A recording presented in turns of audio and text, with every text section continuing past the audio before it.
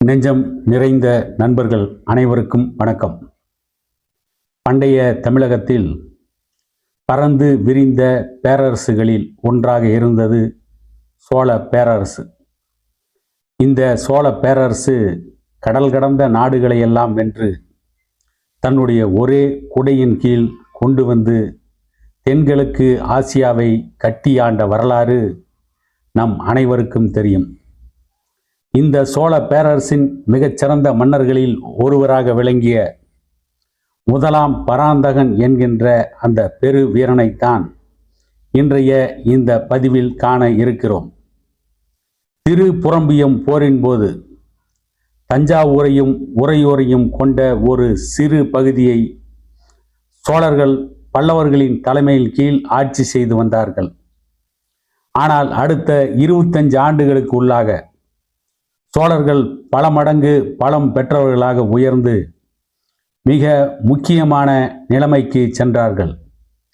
இந்த உயர்ந்த நிலைமைக்கு மிக முக்கிய காரணமாக இருந்தவர் ஒப்பற்ற போர் வீரனும் ராஜ தந்திரியுமான முதலாம் ஆதித்தன் என்கின்ற மன்னனே ஆவார். அரசியல் சூழ்நிலையும் அவருக்கு ஆதரவாக இருந்தது. ஆதித்தனும் தனக்கு கிடைத்த அத்தனை வாய்ப்புகளையும் முழுமையாக பயன்படுத்தி கொண்டார். திருப்புறம்பியம் போருக்கு பிறகு பாண்டியர்களுடைய நாட்டில் ஏற்பட்ட உட்பூசல்களை தீர்ப்பதிலேயே பாண்டியர்கள் கவனம் செலுத்தினார்கள். இந்த போர் நிகழ்ந்த சிறிது காலத்திற்கெல்லாம் வரகுண பாண்டியன் இறந்துவிட இவனுக்கு அடுத்து வந்த மன்னன் பராந்தக வீர நாராயணனுக்கு கர்வம் கொண்ட உக்கிரன் தலைமையில் உள்நாட்டில் மூண்ட பயங்கரமான கலகத்தை ஒடுக்க வேண்டியிருந்தது. திருப்புறம்பியம் போருக்கு பிறகு சில காலம் ஆதித்தன் பல்லவ மன்னன் அபராஜிதனுடன் நட்பு கொண்டிருந்தான். ஆனால் விரைவிலேயே பல்லவ நாட்டின் பெரும் பகுதியை தன்னுடைய அதிகாரத்தின் கீழ் கொண்டு வந்தான். இந்த வெற்றியில் ஆதித்தனுக்கு அக்கால கங்க மன்னன் உதவி இருக்கக்கூடும் என்று பல வரலாற்று குறிப்புகள் கூறுகிறது. வானரும் வைதும்பர்களும் கங்கர்களும் நுளம்பர்களும் தங்களுக்குள் போரிட்டு கொண்டது ஆதித்தனின் வெற்றிக்கு உதவியாக இருந்தது. இந்த போர்களில் சோரமதியில் நடந்த போர் நடு நாயகமாக விளங்கியது. தன் ஆட்சி காலம் முடியும் முன்னரே ஆதித்தன் கொங்கு நாட்டை வென்று தனது நாட்டுடன் சேர்த்து கொண்டான். இதனால் கிபி 907 இவனது மகன் பராந்தகன் ஆட்சிக்கு வந்தபோது சோழ நாடு வடக்கில் மைசூர் பீடபூமி நீங்களாக தெற்கே காவிரி வரையிலான பகுதியும் மேற்கு கடற்கரை ஓரமாக ஒரு பகுதியும் சென்னை காலத்தி வரையிலும் பரவி இருந்தது. தங்க மன்னர்கள் சோழரது அதிகாரத்திற்கு உட்பட்ட நண்பராகவும் சேர மன்னனின் நெருங்கிய நண்பனாகவும் கருதப்பட்டார்கள். பாண்டியர்களுடனான முதல் போர் ஏற்கனவே கொங்கு நாட்டில் நடைபெற்று விட்டது. முதலாம் பராந்தகன் 48 ஆண்டுகள் ஆட்சி செய்தான் என்பதை இவனது 48ஆம் ஆண்டு ஆட்சி கல்வெட்டிலிருந்து அறியலாம். ராஷ்டிரகூட மன்னன் 2ஆம் கிருஷ்ணன் தன் பேரன் கன்னர தேவனை சோழ நாட்டின் அரியணையில் அமரச் செய்த முயற்சியை முதலாம் பராந்தகன் தனது ஆட்சியின் தொடக்கத்திலேயே முறியடித்தான். அது முதற்கொண்டு பராந்தகன் தன் ஆட்சி காலம் முழுவதும் வெற்றி மேல் வெற்றி பெற்று வெற்றி வீரனாகவே பீடு நடை போட்டு வந்தார். தன் தந்தையின் வெற்றிகளை நிறைவேற்றும் வகையில் இவன் பாண்டியர்களின் சுதந்திரத்தை பறித்து தன் நாட்டை தெற்கே கன்னியாகுமரி வரை பரவச் செய்தார். ஈழத்தின் மீதும் படையெடுத்தார். ஆனால் இம்முயற்சியில் அவர் வெற்றியடையவில்லை. ஏனைய இடங்களில் இவர் பாணர்களை வெற்றி கொண்டதுடன் கங்க மன்னன் ஹஸ்தி மல்லனை தன் அதிகாரத்திற்குள் உட்படுத்தினார். எஞ்சி இருந்த பல்லவர்களின் அதிகாரம் அடியோடு மறைந்து பராந்தகனின் நாடு வடக்கே நெல்லூர் வரை பரவியது. எனினும் இவனது ஆட்சி முடிவதற்கு முன் வடமேற்கிலிருந்து மிகுந்த பலத்துடன் கூடிய 3ஆம் கிருஷ்ணன் சோழ நாட்டின் மீது படையெடுத்தான். அதன் விளைவாக நடைபெற்ற போரில் பராந்தகனின் மூத்த மகனான ராஜாதித்தன் உயிரிழந்ததோடு இதற்கு பிறகு பராந்தகன் வெகு காலம் உயிர் வாழவில்லை. இது முதற்கொண்டு புகழ்மிக்க முதலாம் ராஜராஜன் கிபி 985 அரியணை அமர்ந்தது வரையிலான 30 ஆண்டுகள் வரையில் சோழ நாடு பெரும் இருளில்தான் இருந்தது என்கிறார்கள் வரலாற்று ஆய்வாளர்கள். அரியணைக்கு வந்த சிறிது காலத்திலேயே பராந்தகன் பாண்டிய நாட்டின் மீது படையெடுத்தான். தனது 3ஆம் ஆட்சி ஆண்டிலேயே மதுரை கொண்ட என்ற விருதை அவன் பெற்றான்.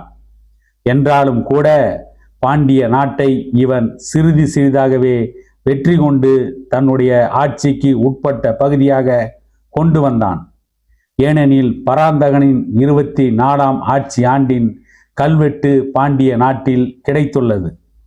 பராந்தகனிடம் நாட்டை இழந்து நாட்டை விட்டு விரட்டி அடிக்கப்பட்ட பாண்டிய மன்னன் ராஜசிம்மனே என்று வரலாறு கூறுகிறது. சின்னமனூர் மற்றும் உதயேந்திரம் பட்டயங்கள் ஒரே கருத்தைத்தான் தருகின்றன. அந்த கருத்தின் அடிப்படையில் 24ஆம் ஆட்சி ஆண்டின் கல்வெட்டு பாண்டிய நாட்டில் கிடைத்ததும் அவை இரண்டும் ஒன்றாக தெரிகிறது. இது சம்பந்தமாக மகாவம்சம் கூறியிருக்கின்ற குறிப்பிலிருந்து பின் வருகின்ற செய்திகளை நாம் தெரிந்து கொள்ளலாம். சோழர்கள் பாண்டியர்கள் நடத்திய போரில் நடந்த 3 கட்டங்களை பற்றி நாம் அறியலாம். முதல் கட்டத்தில் பராந்தகனிடம் பாண்டிய மன்னன் தோல்வியுற்றான். 2ஆம் கட்டத்தில் பாண்டிய மன்னன் ஈழ மன்னனது உதவியை கோரி பெற்று சோழர் படையை தாக்கினான். பாண்டிய ஈழத்து படைகள் சோழ படையிடம் பின்வாங்கின. ஈழ படை தலைவன் சோழரை வெல்ல மீண்டும் முயன்றது 3வது கட்டமாகும். ஆனால் இவனுக்கு ஏற்பட்ட கொடிய நோயின் காரணமாக இவன் உயிரிழக்க ஈழப்படை திரும்ப பெற்றுக்கொள்ளப்பட்டது. இந்த முயற்சி எவ்வித பயனும் இன்றி முடிந்தது. இந்நிகழ்ச்சிகளை கல்வெட்டுக்கள் பெரும்பாலும் உறுதிப்படுத்துகின்றன. ஆனால் ஈழ படை தலைவன் சக்க சேனாதிபதி மேற்கொண்ட 2ஆம் முயற்சியை பற்றியும் அவனுக்கு ஏற்பட்ட கொடிய நோயை பற்றியும் எந்த கல்வெட்டுக்களும் கூறவில்லை. மகாவம்சத்தில் கூறப்பட்ட முதற்கட்டம் பராந்தகன் ஆட்சிக்கு வந்தவுடன் மதுரை மீது படையெடுத்ததையும் இதற்காக மதுராந்தகன் மதுரையை அடித்தவன் என்ற பட்டத்தையும் பெற்றதை குறிப்பிடுகிறது என்பது தெளிவாக தெரிகிறது. 2ஆம் கட்டத்தை கிபி 921 922ஆம் ஆண்டைச் சேர்ந்த பிரதிவிபதியின் உதயேந்திரம் பட்டயங்கள் நமக்கு பல செய்திகளை தருகிறது. அதாவது பராந்தகனது படையானது போரின் ஆரம்பத்தில் யானைகள், குதிரைகள், வீரர்களை கொண்ட ஒரு பெரும் படையுடன் சேர்த்து பாண்டிய மன்னனை வீழ்த்திய பிறகு ஒரு பெரும் யானை கூட்டத்துடன் சேர்ந்து மதுரையை கைப்பற்றினார்கள். தைரியம் மிகுந்த வீரர்களையும் யானை கூட்டங்களையும் புறவி கூட்டங்களையும் இணைத்து இலங்கை கோமான் அனுப்பி வைத்த மாபெரும் சேனையை போரின் துவக்கத்தில் கண்ணிமைக்கும் நேரத்தில் நாசம் செய்து அவன் முழு நியாயப்படியே இந்த உலகில் சங்கி ராம ராகவன், அதாவது போரில் ராமன் என்ற பட்டத்தையும் அவர் பெற்றார். அவன் பாண்டிய மன்னன் ராஜசிம்மனை முறியடித்த சமயத்தில் ஒரே நேரத்தில் 2 பேருக்கும் ஒரே அச்சம் ஏற்பட்டது. இந்த நிகழ்ச்சிகள் உதயேந்திரம் பட்டயங்களின் காலத்திற்கு சில ஆண்டுகளுக்கு முன்பே நிகழ்ந்திருக்க வேண்டும். கிபி 923ஆம் ஆண்டிலேயே பராந்தகனின் கல்வெட்டு ஒன்றில் இவன் மதுரையும் ஈழமும் கொண்ட என்ற விருதினை பெற்றார் என்பதை நாம் காணலாம். இவனது 12ஆம் ஆட்சி ஆண்டின் 2 கல்வெட்டுகள் பாண்டிய ஈழத்து படைகள் வெள்ளூர் சண்டையில் சோழர்களிடம் தோற்றதை பற்றி இன்னும் பல செய்திகளையும் இவற்றிற்கு இடையே குறிப்பிடுகின்றன. இவற்றில் ஒரு கல்வெட்டு வெள்ளூர் சண்டையில் பாண்டிய ஈழ படைகளுக்கு எதிராக பழுவேட்டரையர் கந்தன் அமுதனார் என்பவர் பெற்ற வெற்றியை கொண்டாடுவதில் கொடுக்கப்பட்ட தானத்தை குறிப்பிடுகிறது. மற்றொன்று இப்போரில் சென்னி பேரரையன் தலைமையில் நேரடி தாக்குதல் செய்த 4 சேவகர்களை பாராட்டும் பொருட்டு ஏற்பட்ட அறக்கட்டளையை தெரிவிக்கிறது. வெள்ளூர் சண்டையில் சோழரது படைகள் கடும் போர் புரிந்து வெற்றி பெற வேண்டியிருந்தது. இப்போரில் நிகழ்ந்த வீரச் செயல்கள் பல ஆண்டுகளுக்கு பிறகும் போற்றி புகழப்பட்டன. இந்த போர் கிபி 915 நடைபெற்று இருக்க வேண்டும். வெள்ளூரில் பராந்தகனுக்கு கிடைத்த வெற்றி மேலும் பாண்டிய நாட்டை தன் நாட்டுடன் சேர்த்து கொள்ள வழிவகுத்தது. சோழரின் படையெடுப்பை தடுத்து நிறுத்த அவன் எடுத்த முயற்சிகள் எல்லாம் தோல்வியடைந்தது. ராஜசிம்மன் ஓடி மறைந்து தன் நாட்டை பகைவர் கையில் விழச் செய்தான். 4ஆம் தப்புலாவின் ஆட்சி காலத்தில் நிகழ்ந்தவை பற்றி இலங்கையின் மகா வம்சம் கூறுகிறது. அந்த நேரத்தில் சோழ மன்னனுக்கு அஞ்சிய பாண்டிய மன்னவன் கப்பலேறி மகா தீதாவுக்கு வந்துவிட்டான். மன்னன் அவனை தன்னிடம் அழைத்தான். அவனை சந்திப்பதற்காக மிகவும் மகிழ்வுற்றான். அவனுக்கு அளவில்லாத செல்வத்திற்கு வழி செய்தவுடன் அவன் வாழ்வதற்கு நகரை ஒன்றை அமைத்து அதற்கு வெளியே இருப்பிடம் ஒன்றை வழங்கினான். நான் சோழ மன்னன் மீது போர் தொடுத்து அவனுடைய அரியணைகள் 2ஐயும் கைப்பற்றி அவற்றை பாண்டிய மன்னனுக்கு வழங்குவேன் என்று தான் ஏற்றுக்கொண்ட நோக்கத்துடன் இலங்கை அரசன் படை திரட்டிய வேளையில் எந்த காரணத்தாலோ தீவில் இருந்த பிரபுக்கள் கலகத்தை கிளப்பிவிட்டார்கள். பாண்டிய மன்னன் முயற்சியை விட்டுவிட்டு நின்று விட்டான். அங்கே தனக்கு இனி ஒரு பயனும் இல்லை என்று உணர்ந்து கொண்ட அவன் தனது மணிமகுடத்தையும் மற்றும் சில விலை மதிப்பு மிக்க பொருட்களையும் இலங்கையில் விட்டுவிட்டு கேரளத்தை நோக்கி ஓடினான்.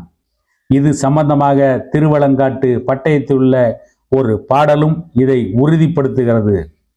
பராந்தகனது வீரமாகிய நெருப்பினால் 4 புறங்களிலும் சுற்றி வளைக்கப்பட்ட பாண்டியன் அந்த நெருப்பின் வெண்மையை தடுத்து கொள்ள துடிப்பு கொண்டவனைப் போல சரி என்று கடலில் குதித்து விட்டான்.